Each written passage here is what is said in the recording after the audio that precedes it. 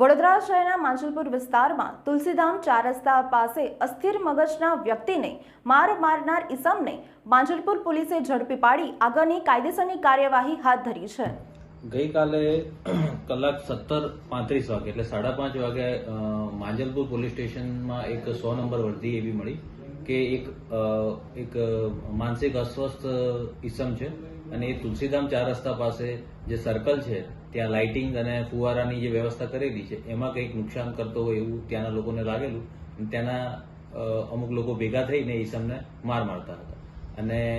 આ કંટ્રોલ વર્દી પોલીસને મળતા માંજલપુર પોલીસની પીસીઆર તાત્કાલિક જગ્યા પર પહોંચી અને જે ભોગ બનનાર છે એને પોલીસ સ્ટેશન લાવેલા અને એ સિવાય જે 100 નંબર ઉપર જાણ કરનાર જે વ્યક્તિ છે એમની પોલીસ ફરિયાદ લીધી છે આપણે અને જે વિડીયો આપણને મળ્યો છે એ વિડીયોના આધારે તાત્કાલિક એક ઈસમ છે એની આપણે ધરપકડ કરી છે।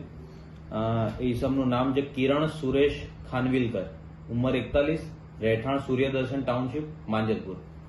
આ એક વ્યક્તિને આપણે ધરપકડ કરી છે અને એ સિવાય બીજા કોઈ ઈસમો